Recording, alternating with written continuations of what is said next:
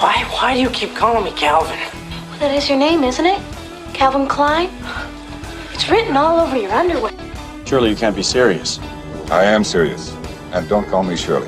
Fredo, you're my older brother, and I love you. But don't ever take sides with anyone against the family again. Ever.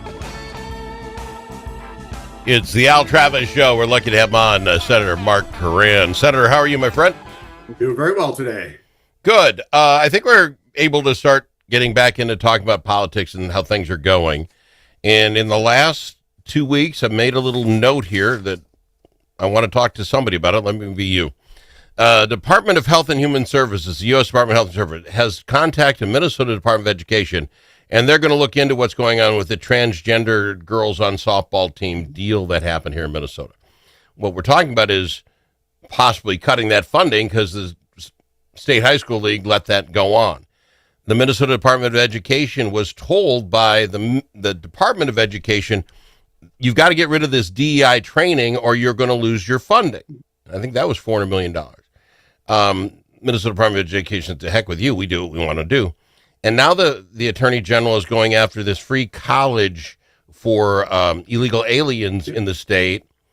And if you lose the funding for that, I guess what I'm asking you, sir, between this and the big, beautiful bill that's got to be done by Friday, evidently, at the Capitol, you guys worked your tails off to get a balanced budget. If all that were to go away and you're no longer balanced, are you forced to go back in, or is this things happen? We had a balance and good faith will fix this in 2 years. Yeah, well, if cuts occur, right, and I think there are some, because every single federal dollar we receive has terms and conditions associated with it, right? Yes. Yeah. I call it blackmail in most cases. And the bane of a state legislator's existence is crappy federal law that no one appears to be addressing and just growing it and no correction. So in this case, much like over the last 4 years, many executive orders came out and were lauded and adhered to and cheered around DEI and all of those things, the Title IX, the destruction of Title IX, the unconstitutionality of debt forgiveness, all of those things. It was good then, but today, those same executive orders seem to be receiving a little resistance across the country. And that's funny. But we'll see, right? There's a lot of hyperbole, and you've seen an amazing. I don't know that I've ever seen Save Medicaid advertised more than today. And most have no idea what that means. Most have no idea where we're at in the total spending of government. At some point, we have to focus on our priorities. And at some point, we also have to make sure that only eligible people receive the benefits and those that are in need of benefit. And you've seen the fraud, Al. We've got piles of money. So I think we've got piles of money, regardless of whatever cuts would come out of the federal government. There likely will be some, and there should be some. Sure. We'll have to accommodate that. If it requires a special session, then I guess we'll do that maybe sometime in the fall. Who makes that call, though, sir? What's the number? If, let's just say, the free college thing and Trump gets ticked and they take $400 million away. You get a $70 billion budget. Is $400 million enough to force you all to come back in and fight? Is there a number that triggers that? Al, the spending, remember, it's a $130 billion budget. Yes. Yeah. And you're only talking about a portion of it. We also have a rainy day fund, almost $3 billion as well. And so it just becomes, what is it? What type of funding is it? And what program would it impact? That's unclear right now. And so when the bill is signed and it's translated into action, we'll see what dollars are affected. We'll always continue to make sure to meet the needs of our most needy and the health of our needy, especially in Department of Health and Human Services. But Al, the average person has no idea. 25% of our population is on Medicaid. 25%. How is that possible? 1 in 4? Yeah. And so if you remember, this is where Minnesota is one of those unique states. In 2008, the first thing, executive order, by the way, that Governor Dayton did is take the bait for the ACA Act, which was offered to Minnesota to, I forget what the number was, but to increase Medicaid eligibility from X percentage of the poverty level to whatever, 140, Okay. 150%, whatever that was. Back then we had 350 or 378, 400,000 people on Medicaid. Today we're 1.4 million and growing. That is amazing to me. It's just Okay, one program, right? That's Yeah. the one program, and it covers all of the ancillary services you see for our most needy, and it's also the number one program where theft has occurred. Not the inefficiency, that's a whole other thing, but actual theft. every single thing we've seen in the growth and the expansion of waste and fraud, and remember, billions. I would argue it's a few $1 billion annually, and so those are the programs. And you talk about autism services, you know, that Medicaid transportation, all those types of things, autism services, translation services, you know, all of those things, Medicaid equipment. Those are all the things that you see, or you're starting to see now, of the outgrowth of the prosecution or investigation at the federal level, for which our agencies refuse to do. Just growing out of the feeding our future. It's all the same people stealing from dozens of different programs. If you make it too easy, I mean, just turn in names, we'll send you checks. That's a little too easy. Here's the hypocrisy that I want to talk just quick. Yeah. So Trump comes in saying that he's going to get rid of the Department of Education. And you hear nothing but howling. Kids will be dead in the streets. We can't take care of business. You know, we have our own Department of Education, but this was the worst thing that could ever happen. So why it's still there, Department of Education comes out and says to Minnesota Department of Education, you can't do DEI. And they say, we're not going to listen to you. Yeah. Either you want a federal government to tell you what to do or you don't, right? I mean, can you really slice this both ways? And now if the money goes, then we'll hear the hooting and hollering again. Yeah, you can't. You don't like the outcome of the election. And those programs, and you know, the federal Department of Education, in our case, I argue with everybody that I've been consistent from day one. When you get there and you don't know much, to today, I've asked every single teacher that comes down and lobbies us, give me one thing where the federal Department of Education has enhanced your ability to do your job. Not one in my 9 years, not a single one. And so with that, I also, and you also hear special education funding, and we haven't, the federal government hasn't met the special education cross subsidy funding for 40 years. Yeah. And I asked them, what other business would hope that on the 41st year, they might happen to fund it, and you're not going to modify your business practices? And so, and then the same teachers will say, especially special education, where it's now the most profitable side, or the ability to drive more revenue through categoricals and tag every child with some special need. Yeah. They also have, they also tell me that 50% of their day is spent documenting their day. Yeah. And so to a bureaucracy at the federal level that does not a single thing.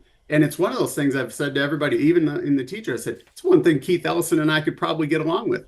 Say, all right, we're not going to do the documentation. What are you going to do? No. Withhold money that you don't give us? You know? Yeah, that's a good point. That's a great point. But I also asked the same thing of the Minnesota Department of Education. And not a single teacher has ever told me that there's one thing that they do that adds and or enhances their ability to teach our children. We have everything we need in our local school districts. We have a business manager, we have a superintendent, we have a governing body and board, and the school school board. We have everything we need. We don't need them, and they add very little value. We should take those costs and all of the things that they're creating, give them money, give us our money back. Is there any thought that the reason for those people not standing up, say we don't need those people, and they're intricately involved, is the ability? It's the ability to blame someone else, right? If our numbers are going down, it's because of those guys. Well, I don't know those guys. I won't be mad at you. I'll be mad at those guys. Isn't that just a shield? And it goes and it's even solidified even further. So the teachers this year, because remember, we got great teachers. Yeah. But the public union isn't representing in our best interest, our students' best interest, or theirs. And so this year, the big push was we've got a 2-tier teacher pension, depends on when you enter. One's penalized for early retirement. So they chose, I believe the number ended up being $70 million of special education funding, which was just increased in 2023. They took it out of special education to buy down the teacher retirement date. Wow.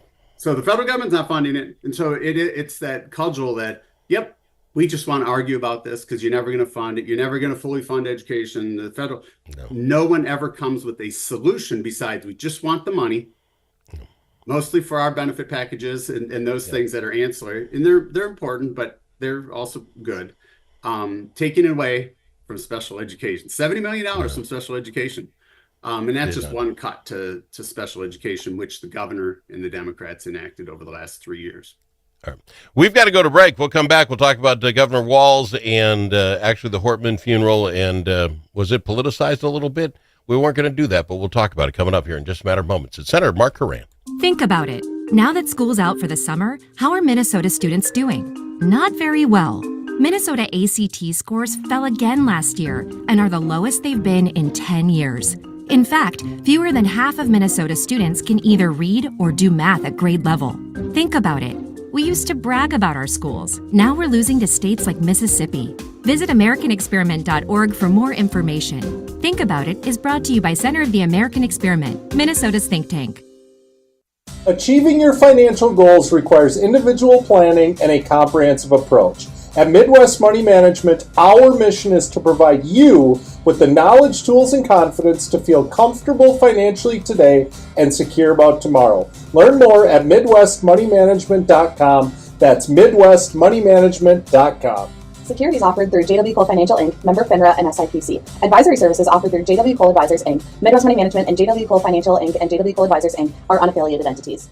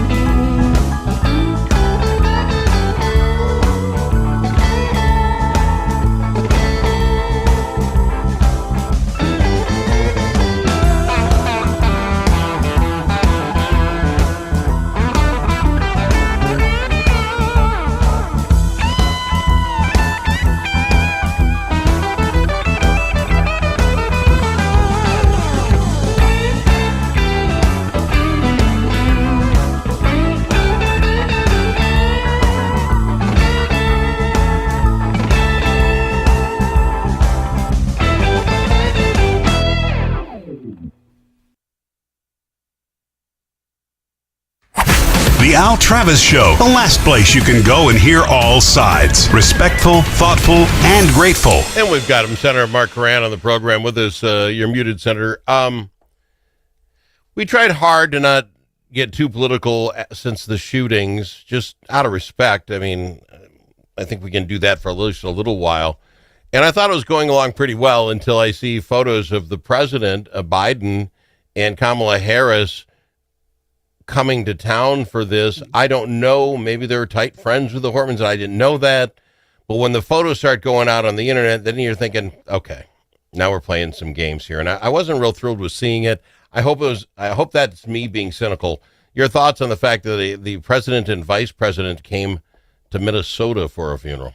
Yeah, we had heard that it was either going to be Harris or Biden, or possibly the Clintons were going to come into town, Wow. and further complicate the people who had close personal relationships, like Melissa and her husband. And those, it adds a whole different level of or a whole level of limitations and process and things. As a legislator, right, it was a horrible tragedy. In my 9 years, right, Melissa's one of the good people that, right, understood. She's the glue, I think, and she understands the process, and, I can disagree a lot of the how we get it done, but she understood process and I think respected it for the most part. Sure. But for me, I chose to go down to the viewing on Friday and pay my respects, because it really didn't have a ton of interactions. We don't hardly have interactions when we're in the session with our own legislators within our own party, because it's just designed to run that way, and you're both very busy. I chose to do that to make sure that somebody who had a close personal relationship with Melissa had the slot and the ability to go to the service. But I don't know. You likely couldn't expect. There's a couple narratives. One, tone down the rhetoric and let's not make this political, while we make this political. And Yes. So coming from, right, all the same people, Star Tribune, what do? They skip. They show a picture with our Congress delegation and list only the Democrats, because it's a Democrat advertising machine, and fully integrated, I would believe. Yeah. At least it's hard. It would be hard to not be integrated and have such unified messaging from that rag. But yeah, they make it political, and again, we love them dearly, right? John Hoffman is a very good friend, and absolutely, it's that photo ops of this horrible tragedy isn't something we did, and nor should we. But also the other side, Al, is everybody keeps talking about, oh, we got to get back to what's we got to tone down the rhetoric. We didn't ratchet this up. Citizens feel today that we've had a two-tier legal system, right? Everything, executive orders, Al, we talked about them earlier. Two-tier legal system, prosecution of some, and literally political persecution and political prisoners that we, over the last 4 years, have put people in prison or confined them to charging and never to receive a trial or any due process. The other part is the assault on the institution. And I know people are crying at the federal level, it's a constitutional crisis. Remember, everything that the Democrats are calling out and projecting, or used to project onto us, it is just their confession for their previous or current actions. They will never deviate from that. And so they keep telling us, tone it down. I did an interview and they said, you guys got to tone down your rhetoric. And I said, tell me when I've ever promoted violence or harassment. Never. And what they don't understand, and the media's contributed to this, and the government, the machine has contributed partly, is there's division baked into the process. There's supposed to be division. And then there's politicking to get elected and governing. They're very different processes. And in politicking, right, you go out there and you go out and push your policies over the others. And we've got a lot to talk about of detrimental actions towards Minnesota businesses, and just on the policy side.